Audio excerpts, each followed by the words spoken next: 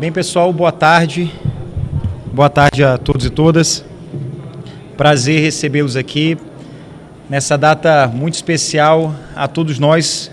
Afinal de contas, todos nós somos consumidores e escolhemos o dia de hoje em homenagem ao dia 11 de setembro, que é a semana em que a gente comemora os 33 anos do Código de Defesa do Consumidor.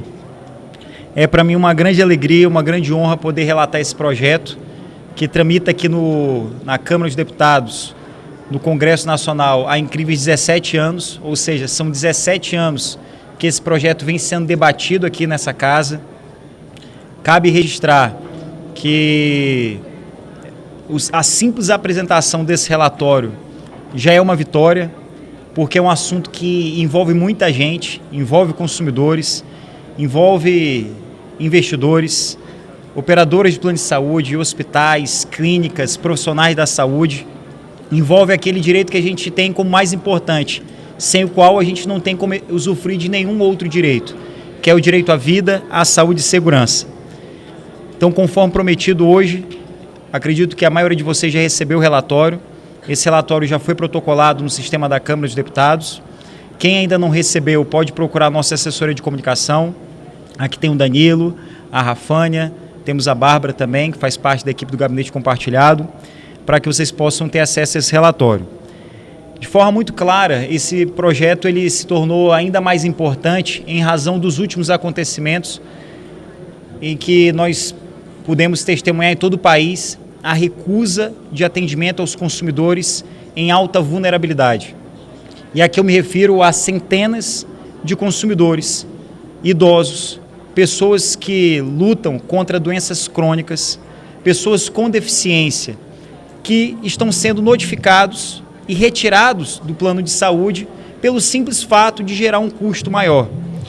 E esse é um ponto que no nosso relatório nós entendemos como um ponto principal, que é a vedação, a proibição clara daquilo que eu entendo como algo que vai além do ilegal, do imoral, que eu costumo afirmar que é um verdadeiro pecado. Retirar o consumidor, que passa praticamente toda a sua vida pagando o plano de saúde, retirar ele dessa assistência, onde ele paga para ter uma saúde suplementar no momento em que ele mais precisa. Então, um dos pontos principais desse relatório é a proibição da extinção, da rescisão unilateral do contrato em toda e qualquer situação. Claro, se o consumidor não realiza o pagamento, se ele não assume aquela prestação contratual e havendo um atraso de 60 dias consecutivos, essa é uma outra modificação. Na atual legislação se fazia uma contagem um pouco confusa, seja ela consecutivo ou não, ou seja, o consumidor não tinha condições sequer de contar, porque atrasava em um mês 5 dias, no outro mês mais 2 dias. Agora a contagem vai ser mais clara e transparente, inequívoca ao consumidor, serão 60 dias consecutivos.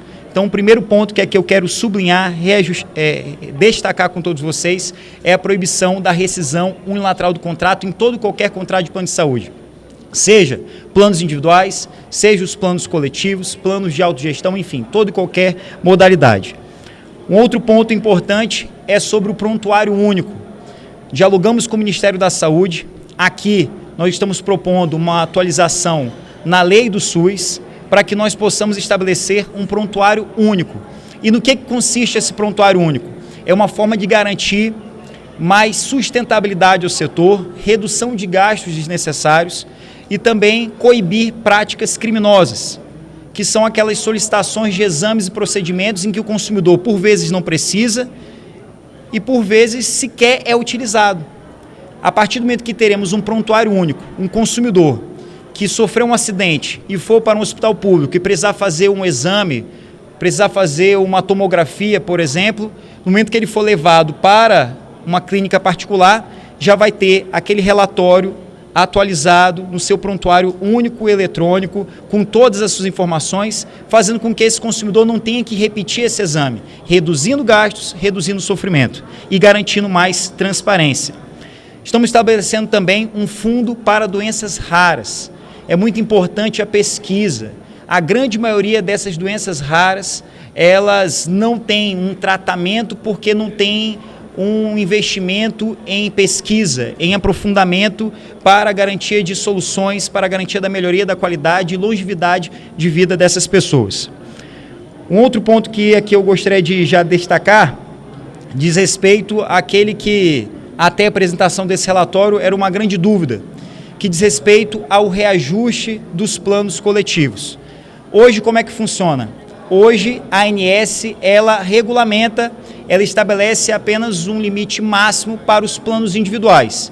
Estabeleceu esse limite máximo, os planos de saúde que atuam na modalidade individual, eles vão cobrar qualquer valor até esse limite estabelecido pela ANS. Um outro ponto é até 29 vidas. O que nós estamos fazendo? A única modificação, fruto de muito diálogo com todos aqueles que influenciam e são influenciados por esse serviço, nós estamos aumentando de 29 para 99 vidas. E nessa modalidade de plano coletivo até 99 vidas, a avaliação será feita como hoje acontece. Vai ser avaliado a operadora de plano de saúde com aqueles usuários que fazem parte dessa carta de clientes, dessa carta de consumidores, e essa operadora vai estabelecer o seu percentual de ajuste. Cabendo à ANS não estabelecer um percentual máximo, cabendo à ANS avaliar esse percentual. Em se tratando de reajuste substancialmente maior do que os reajustes dos individuais, caberá à ANS fazer um aprofundamento para buscar mais informações. É importante que o consumidor saiba por que ele está pagando aquele valor e por que está reajustando daquela forma. Para os casos dos planos coletivos acima de 99 vidas, ou seja, 100 vidas ou mais, nesses casos, a ANS ela vai avaliar os reajustes estabelecidos pelas operadoras, avaliando se esses reajustes eles são substancialmente superiores. Não caberá à ANS dizer um percentual, mas caberá à ANS avaliar as razões que deram causa a esse reajuste e, em se tratando de aumento substancialmente superior aos planos individuais, caberá à ANS agir nessas circunstâncias para evitar qualquer tipo de reajuste abusivo e desproporcional. Aqui eu já adianto, esse resultado é fruto de muito diálogo. Não tem como comparar um plano individual com um plano coletivo, assim como não tem como comparar um plano de 29 vidas, de 50 vidas, com um plano de 500 vidas ou mais. A margem de negociação das empresas acaba que é muito maior nesses planos com um número maior de vidas. No mais, em linhas gerais, esse nosso relatório, essa nossa proposta para a nova lei de plano de saúde, ela busca garantir mais clareza, mais transparência e mais qualidade na prestação desse serviço tão importante.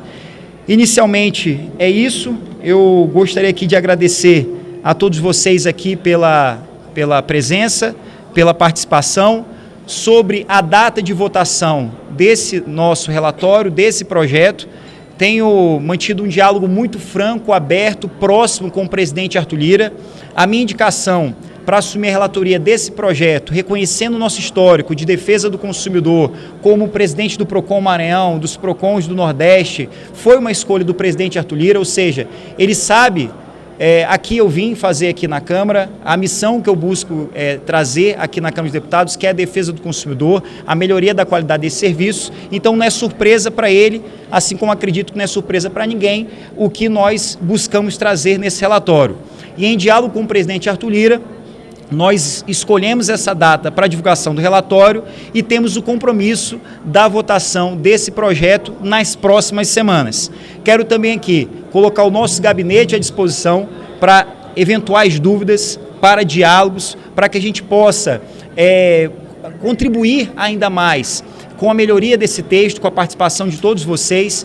Esse diálogo que não começa agora, esse diálogo que desde o mês de junho e julho, quando eu assumi a relatoria, nós nos esforçamos com a nossa equipe pessoalmente para rodar todas as regiões do país. Nós visitamos todas as regiões para fazer audiências públicas, na região Sudeste, 2 audiências no Rio de Janeiro, 2 audiências em São Paulo, na região Nordeste, na minha cidade, em São Luís, capital do estado do Maranhão, em Recife, fizemos também na região Norte, em Manaus, na região Sul, em Porto Alegre, aqui Em Brasília foram dezenas de reuniões, audiências na Comissão de Defesa do Consumidor, das pessoas com deficiência, mas esse diálogo ele não termina aqui.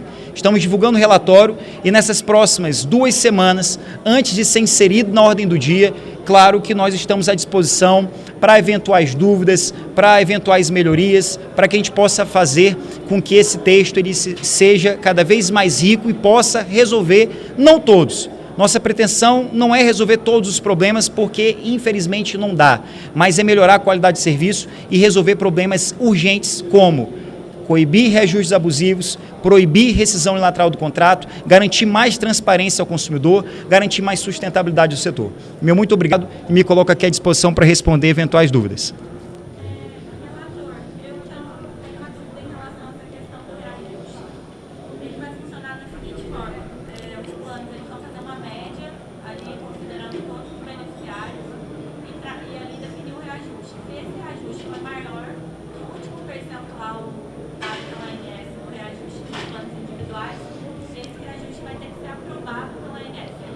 Exatamente. Então, repetindo aqui que eu acho que nem todos conseguiram ouvir. Como é que vai funcionar esse reajuste dos planos coletivos? A gente tinha aqui, vamos tentar sintetizar 2 opções. Ou iguala tudo, faz igual ao plano individual, que não funciona tecnicamente, apesar de ser mais prático, mas são coisas diferentes. Uma coisa é um plano individual, outra coisa é um plano coletivo. E por essa razão nós fizemos essa escolha, que é fruto desses diálogos. Aumentar o número de vidas, de 29 para 99 vidas nos planos coletivos, onde vai ter 2 critérios objetivos. E quando a gente traz critérios objetivos, a gente deixa a vida mais clara para o consumidor, para todo mundo. O consumidor consegue entender por que hoje ele paga X e amanhã ele vai pagar 2 ou 3X. Ele consegue se programar.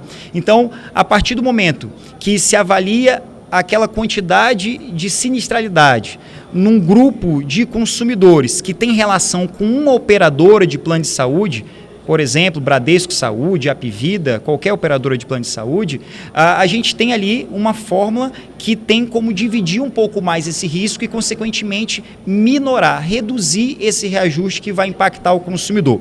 Por que nós não fizemos? E eu vou te ser muito sincero, como eu sempre sou. Isso foi fruto de um diálogo que nós fizemos ontem à noite. Ontem à noite eu estava fazendo uma reunião e essa ideia surgiu dessa reunião. Então, nessa reunião, a gente, antes da reunião, eu pensava em colocar para todos. Mas, de fato, a gente precisa garantir essa liberdade de negociação das grandes empresas. Então, pode ser que tenha uma grande empresa que tem, por exemplo, 2.000 funcionários. E para ela pode negociar melhor com a operadora de plano de saúde para ter um reajuste menor para os seus usuários. Então, por isso que nós estabelecemos como critério técnico até 100 vidas, porque assim a gente protege aquelas pequenas empresas que têm um número menor de consumidores, para que esse número de consumidores, a sinistralidade não apenas daquele contrato, mas de todos os contratos referentes àquela operadora de plano de saúde, possa fazer com que haja um equilíbrio maior no percentual a ser reajustado para o consumidor. E por fim, claro, a ANS ela vai ter que estar mais presente, ela tem que ter mais força nessa avaliação. Não é como no individual, estabelecer um percentual, mas ela é avaliar. Olha, realmente foi substancialmente maior, mas faz sentido porque o risco foi esse, a sinistralidade foi essa, mas a ANS, nesses casos, ela vai ter que estar mais presente para poder fazer a modulação desses efeitos e para coibir de pronto qualquer tipo de abuso.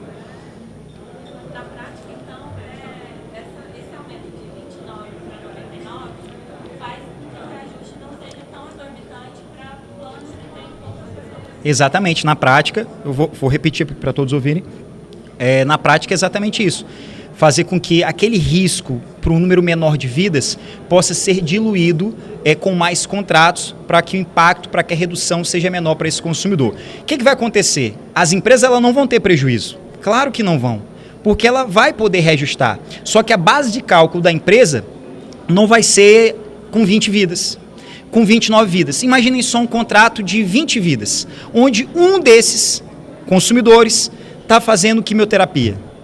O outro tem um filho com algum tipo de deficiência e precisa fazer um acompanhamento com um terapeuta ocupacional, fono, físio.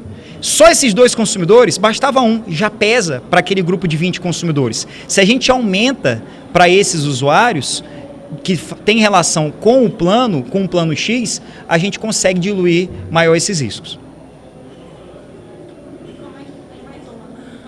Como é que vai funcionar esse fundo para viagens raras? Olha, aqui nós estamos dando uma mensagem clara de algo que precisa ser feito. É claro que não nos cabe aqui dar resposta para todos os problemas, mas é chamar o Ministério da Saúde para a sua responsabilidade, chamar as empresas que prestam serviço de saúde suplementar para essa responsabilidade, que a gente não pode esquecer as pessoas com deficiência, a gente não pode esquecer as pessoas com alta vulnerabilidade e a gente não pode esquecer das pessoas que enfrentam uma realidade de doença rara. Essas pessoas, elas têm como viver dignamente. E aqui eu falo pela experiência do meu sobrinho, que tem uma doença rara. Essa doença, ela precisa de estudo, ela precisa de aprofundamento teórico.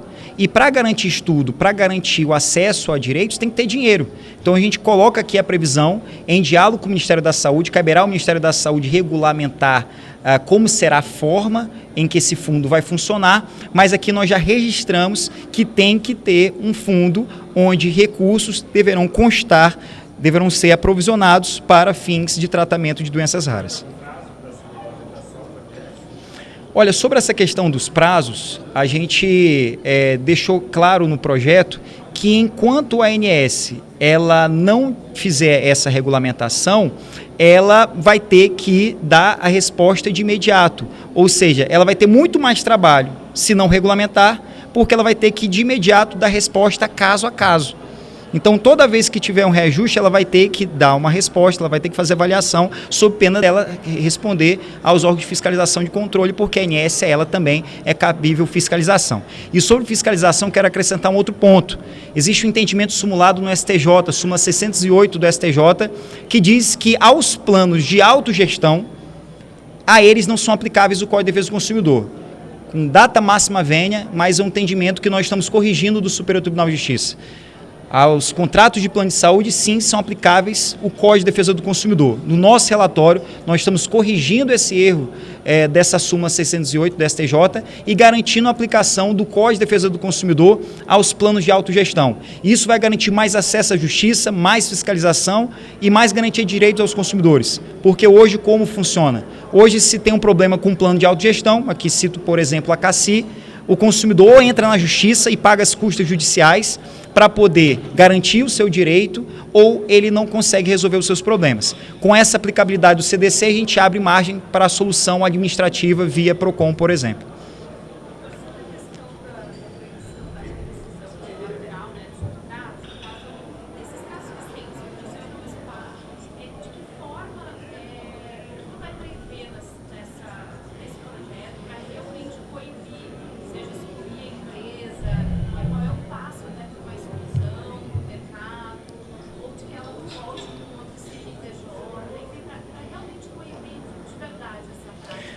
Hoje, como funciona?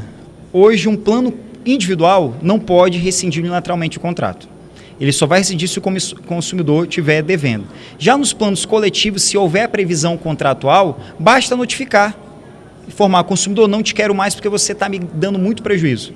E o consumidor sai, ou seja, uma rescisão unilateral. É como eu disse no início, é um pecado, gente. Ele faz isso, o plano faz isso com consumidores idosos, com pessoas com deficiência, com pessoas que estão fazendo quimioterapia. É algo assim desproporcional e razoável. Então, o que está constando no relatório, o que nós pretendemos inserir nessa nova lei de plano de saúde? Nós estamos inserindo que não pode haver rescisão unilateral do contrato. Só vai poder extinguir o contrato se o consumidor estiver devendo. Ou seja, o consumidor atrasou 60 dias ininterruptos, 60 dias consecutivos, aí houve um atraso, configurado em lei, notifica e tira o consumidor. Mas se o consumidor paga em dia, ou se ele atrasa 30, 45 dias, 50 dias, menos de 60 dias, não cabe a rescisão unilateral do contrato. Cobra juros, cobra multa do consumidor, mas não tira ele da cobertura contratual de saúde suplementar. Até porque o consumidor, ele paga o plano de saúde durante meses, durante anos, às vezes por toda a sua vida, mas ele paga para não usar. Mas quando ele precisa funcionar. tem que atender bem o consumidor. Então essa rescisão, ela tem essa previsão e, claro, havendo a ofensa a esse dispositivo legal, cabe aos órgãos de fiscalização, Ministério Público, PROCON, Defensoria, cabe ao Poder Judiciário proferir decisões com caráter punitivo, coercitivo e, sobretudo, pedagógico para desestimular essas práticas.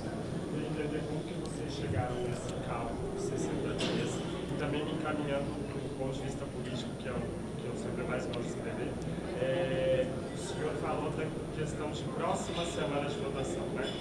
Que isso foi alinhado com o presidente Lula. O senhor admitiu que isso aqui está há quase 2 décadas tramitando, a gente sabe que é uma casa de lobbies. Como que vocês estão trabalhando para evitar que o lobby seja mais forte do que essa negociação para se votar nas próximas semanas? Olha, os 60 dias ele já existe na lei atual, só que a contagem, ela até para quem é do direito. E aí eu me lembro de uma dessas audiências públicas que eu fiz no Rio de Janeiro, teve uma senhora que é advogada, é presidente de um PROCON do país, e aí ela fez a contagem errada. Aí eu disse, até ela, que é advogada, experiente, conheço há muito tempo, não está contando direito esse prazo, porque era muito confuso como estava na lei. Tinha 60 dias consecutivos ou não. Então, a contagem era ao longo de um ano, no intervalo de 12 meses, se contasse 60 dias de atraso, somando todos os atrasos, podia notificar o consumidor e tirar. Então, os 60 dias veio daí. Já tinha 60 dias. Na lei, a gente só mudou a contagem, para que seja tão somente de forma ininterrupta. Quanto ao lobby, pessoal, a gente vive na democracia. Eu entendo que o lobby, a influência com argumentos de forma técnica é natural. E eu deixo uma mensagem muito clara. Cuidado com aqueles que apresentam dificuldade para vender soluções. Se tem algo no relatório que não concorda, fala comigo que eu vou te dizer se dá para resolver dentro da lei ou não. Eu sou um relator que eu tenho aqui um propósito, defender os consumidores, defender as pessoas com deficiência. Eu não estou aqui para ficar rico nem famoso, eu estou aqui para resolver problemas. Então, peço a todos aqueles que têm algum interesse de melhorar o texto, podem falar com o relator, que a gente vai atender todo mundo de forma republicana e democrática. Cuidado com aqueles que aqui rodeiam apresentando dificuldades para vender soluções, porque esses não têm acesso a mim. Eu sou incorruptível, eu não aceito corrupção e aqui a gente está para poder melhorar a qualidade de vida das pessoas. Eu quero deixar isso muito claro e registrado. Quanto às próximas semanas para votação, meus amigos, vocês são testemunhas. O projeto tramita aqui há incríveis 17 anos. Eu estou fazendo a minha parte. Eu acredito que de todos aqueles que assumiram a relatoria desse importante e sério projeto, eu acredito que eu sou o relator que consegui, em tempo recorde, apresentar o relatório. E aqui eu quero agradecer toda a minha equipe de gabinete, toda a equipe do gabinete compartilhado. Eu quero aqui destacar o nome de 3 consultores legislativos que eu conversei, dialoguei, que é o Márcio, o Marcelo, a Mônica. São pessoas super sérias, técnicas e apaixonadas. E eu pude aproveitar muito daquilo que foi feito no decorrer desses 17 anos. Ou seja, esse projeto não surge do acaso. Agora, demorar mais de 2 meses, demorar mais de 6 semanas para votar esse projeto, é um diploma de incompetência que esse parlamento está dando para resolver o problema das pessoas. Porque quanto mais a gente demora aqui discutindo aquilo que já foi debatido, criando subcomissões para discutir aquilo que já foi amplamente conversado, dialogado, as pessoas estão sofrendo lá fora. A gente tem que ter senso de urgência. Senso de urgência porque enquanto a gente aqui está, tem pessoas morrendo porque o plano de saúde não está atendendo. Tem pessoas morrendo porque o plano de saúde notifica e retira esses consumidores de um atendimento que é seu por direito. Enquanto a gente aqui está debatendo, o SUS precisa ser melhorado, precisa ser fortificado, porque o sistema é único de saúde. Tanto público quanto privado faz parte desse sistema. E é por isso que eu entendo que é urgência para esse parlamento, e aqui eu tenho o compromisso do presidente Arthur Lira, ele sabe dessa urgência, ele pediu que nós apresentássemos logo esse relatório, ele tem interesse da votação logo desse relatório, porque a Câmara dos Deputados precisa dar resposta rápida e efetiva aos problemas da sociedade brasileira.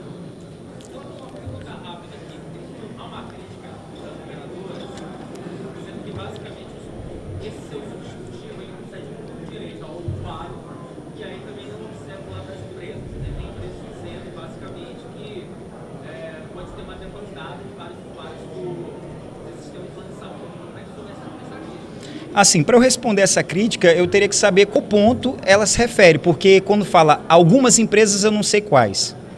Quando diz que alguns pontos são prejudiciais à empresa, tu não diz quais. Então, eu preciso saber objetivamente. Pronto, aí fica mais fácil eu te responder. Ah.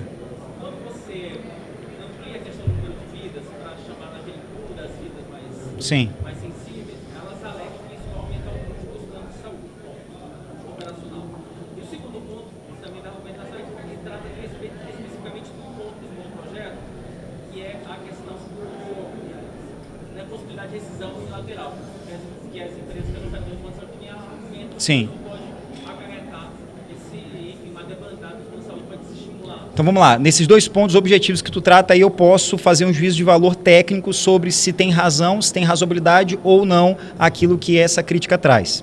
Primeiro, dizer que uma empresa vai falir, vai quebrar, porque a partir de hoje ela vai ser proibida de rescindir unilateralmente o contrato com uma pessoa com deficiência, com uma pessoa idosa, com uma pessoa que luta contra o câncer, realmente eu não consigo crer nisso.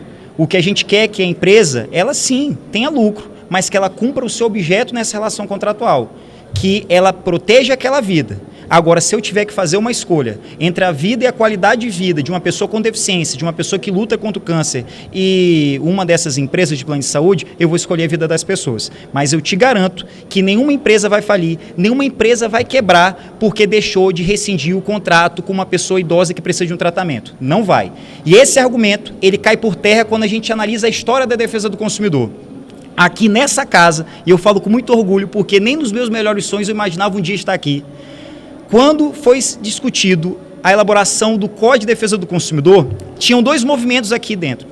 Movimento mais progressista, que defende a existência de uma lei de proteção e defesa do consumidor, o Código de Defesa do Consumidor, e um movimento mais liberal que falava que se o Código de Defesa do Consumidor se tornasse lei, as empresas iriam falir, as empresas iriam quebrar. O código fez 33 anos ontem. Nenhuma empresa faliu, nenhuma empresa quebrou porque cumpriu a lei. As empresas que faliram, as empresas que quebraram, faliram e quebraram porque atenderam mal o consumidor e prestaram um serviço precário e indecente. Por isso, esse argumento, com todo o respeito, ele não vai prosperar. Tem que atender o consumidor, porque o consumidor não está sendo atendido de graça pelo plano de saúde, ele está pagando. E o que a gente quer é que, se ele está pagando, ele não seja expulso quando ele precisa. Ou o plano de saúde quer o quê? Que ele pague e não use? Claro que não tem cabimento, tem razoabilidade, não tem lógica um contrato como esse.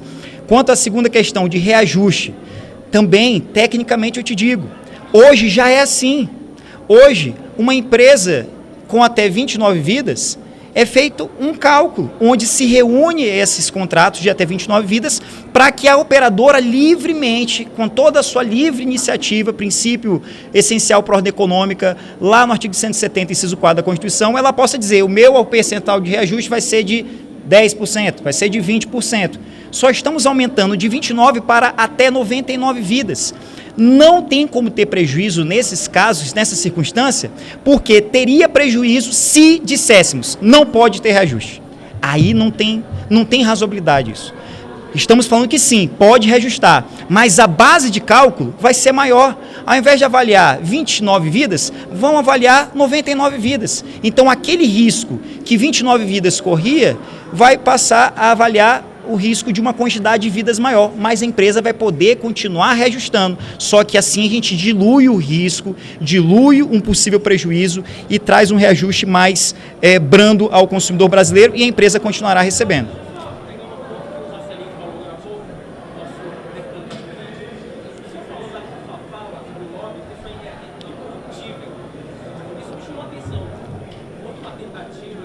Não.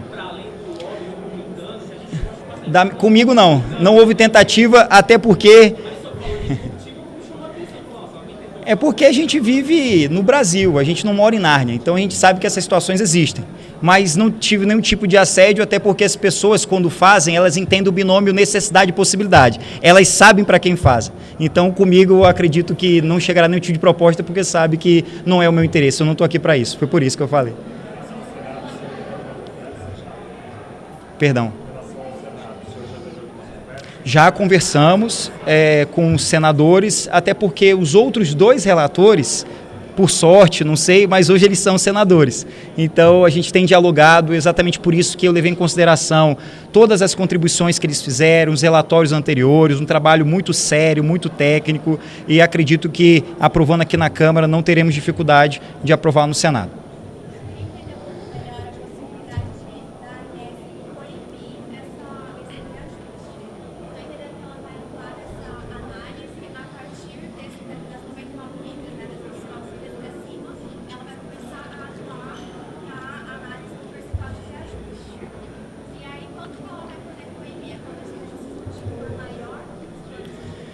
Olha, é tudo dentro da razoabilidade. É claro que um plano individual ele vai ter um reajuste diferente do plano coletivo. Só que o que a gente estabelece agora é um monitoramento para coibir má-fé, para coibir maldade, para coibir excessos. Um plano coletivo com essa nova regra, com essa nova fórmula, se assim podemos dizer, que nós estamos propondo, ele vai estabelecer o percentual que, com base no seu custo, com base na sinistralidade, ele possui. Esse reajuste sendo substancialmente maior do que o individual, e aí quando a gente fala substancialmente maior, qual é a intenção do legislador, deste legislador que vos fala? É coibir reajustes desproporcionais. Tem reajuste que o consumidor recebe de 80% e ele não consegue entender. É uma fórmula até da própria ANS ela buscar essas informações. Do plano até agir preventivamente. Olha, estamos reajustando esse percentual por causa deste conteúdo, por causa dessa sinistralidade, por causa dessas questões. Então, quanto mais transparente for, não significa dizer que a ANS vai proibir. A ideia não é essa. A ideia é ter mais um canal de monitoramento, de acompanhamento, de diálogo e troca de informação. Não, são duas fórmulas. Até 99 vidas reúne aquele pool de consumidores, reúne os consumidores daquela operadora, e aí ali se divide esse risco por operadora e a ANS avalia. Eles vão divulgar e a ANS vai fazer aquele monitoramento. Não é que a ANS vai dar um percentual máximo, não. A ANS ela vai monitorar, vai avaliar. Esse é o primeiro ponto, de 0 a 99. E, atenção, a partir de 99, de 100 até 5 mil, enfim, quantas vidas o plano de saúde tiver, a operadora tiver, a ANS vai fazer apenas um monitoramento do tipo, foi divulgado o reajuste de 30%. Foi substancialmente maior? Não, nada faz. Foi, se notifica para buscar informação. O que a gente quer, meus amigos, é transparência, é informação, é clareza para que o consumidor não seja surpreendido. O que a gente quer é que essa forma de cálculo seja de fácil entendimento. Pode perguntar. Pode ficar à vontade. Qual a diferença, então, para deixar mais claro, de 99 vidas e de 100 vidas a mais? O que a ANS faz no primeiro Pronto. caso? No primeiro caso, até 99 vidas, é como é hoje, ou até 29 vidas. Como é que funciona? Se reúne os consumidores por operadora. Cada operadora vai ver todos os consumidores que ela tem. E esses consumidores, eles têm um número de sinistralidade, têm um custo. E aí a operadora vai dizer o percentual de reajuste que ela vai praticar para seus consumidores. Primeiro ponto. Ainda nesse ponto de até 99 vidas. A ANS vai avaliar esse reajuste. Em se tratando de reajuste substancialmente maior do que o dos individuais, ela vai notificar, ela vai buscar informações para ter acesso à fundamentação que deu ensejo àquele percentual de reajuste. É diferente do individual, em que se estabelece um limite máximo, só pode reajustar até 10%, até 12%. Aqui não, a ANS ela vai fazer um monitoramento daquele cálculo que a operadora fez por grupo de consumidores. Isso. Aí se for substancialmente superior, se for algo irrazoável, a ANS ela poderá intervir junto àquela operadora. Agora, a partir de 99, mais de 99 vidas, 100, 101, enfim, nesses casos, a operadora ela vai ter a liberdade de negociação com as empresas, estabelecendo um percentual, porque a partir de 100 vidas, a gente entende que tem uma paridade maior, uma paridade de negociação entre as empresas e as operadoras para negociar reajuste. Nesses casos, a ANS ela vai funcionar só fazendo monitoramento, do tipo, reajuste foi dentro do que se esperava, sem problemas. Houve um reajuste substancialmente superior do que é razoável, do que os individuais, por exemplo, nesse caso, o INSS pode notificar para buscar informações e coibir aquele reajuste abusivo e desproporcional. Ela não pode proibir o reajuste no primeiro caso, né? Então, no primeiro caso, ela tem o poder de proibir o reajuste. Não, o poder é o mesmo. A única diferença é a fórmula de cálculo inicial. Primeiro, vou mais um. Então ela tem a mesma prerrogativa. A mesma prerrogativa. O que muda no primeiro em relação ao segundo é que no primeiro a forma de cálculo é operadora e número de usuários dessa operadora. Todos os usuários. Exemplo, plano de saúde da OAB DF, plano de saúde da OAB Maranhão, plano de saúde da Câmara dos Deputados. Todos esses contratos são, por exemplo, da Apvida. Então a Apvida analisa todos os usuários que ela tem relação para que em avaliação a esses usuários dessa operadora se estabeleça um reajuste. Já a partir de 100 vidas ou mais, nesses casos, onde a empresa é maior e tem mais paridade de negociação, aí elas vão estar livres para negociar não por usuários em relação à operadora, mas para negociar contrato por contrato. Me fiz entender agora? Senão eu vou de novo. E de fato, não é uma coisa... Eu acho que não precisa entrar tanto nesse detalhe. A questão agora existe ali um limite que, se esse reajuste for muito exorbitante além do que foi verificado no plano individual, a ANS pode intervir, porque antes não conseguia. Existe. Por qual razão? Vou explicar a mesma questão, mas de uma forma diferente.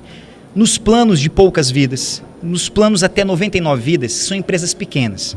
Então essas empresas pequenas, que têm poucas vidas, elas não têm tanta paridade, tanto poder de negociação com as operadoras. Então o operador vai falar assim, olha, eu te vendo esse plano, mas aqui o plano vai ser X. Um plano com valor caro. A empresa pequena ela não tem tanta margem de negociação. Então por isso que a gente ampliou. Vai contar todos os funcionários de todas essas empresas que têm contrato com uma operadora, com uma empresa de plano de saúde. Essa empresa de plano de saúde vai contar todas essas empresas que têm contrato com até 99 vidas.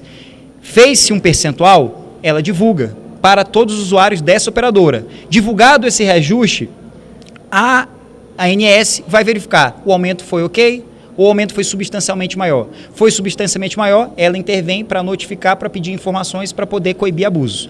Com mais de 100 vidas, cada operadora negocia com o seu contratante, individualmente. É a operadora com a empresa A, com a empresa B, com a empresa C, que são empresas grandes. Tem 100, 200, 300, 500, 5 mil vidas. Tem mais... Não, aqui eu tenho 5 mil vidas. Para cada empresa, quando é mais de 100 vidas, pode ter um valor diferente. E aí, nesse caso, cabe também a ANS verificar. Opa, o aumento aqui foi substancialmente maior, aparentemente razoável, vou intervir para avaliar e dizer se esse aumento realmente vai valer ou não, se esse aumento ele pode ser revisto ou não. Monitoramento, fiscalização, acompanhamento, questionamento, no sentido de apurar esse reajuste.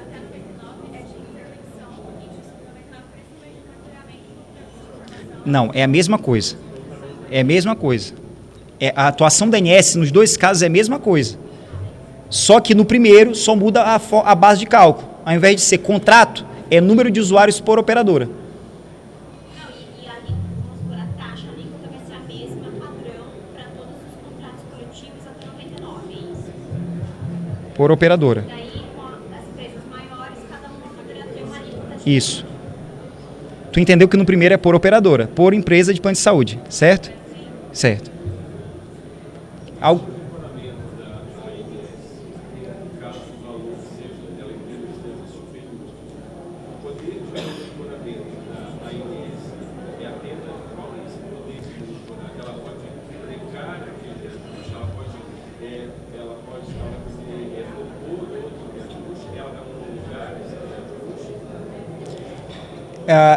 É da mesma forma como acontece no individual, certo?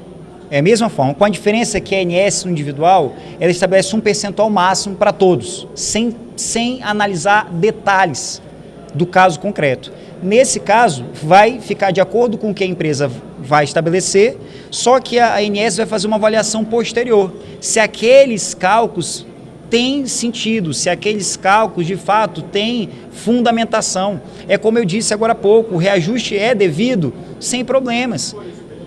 Oi? sendo superiores, a ANS poderá intervir para coibir esse aumento. Da forma até mesmo de impedir esse aumento. Por qual razão? Se não for assim, não tendo um caráter punitivo, não tendo um caráter coercitivo e pedagógico, infelizmente não vamos sair do plano das intenções. Então tem que ter um caráter mesmo regulatório, um caráter para impedir abusos. Ok?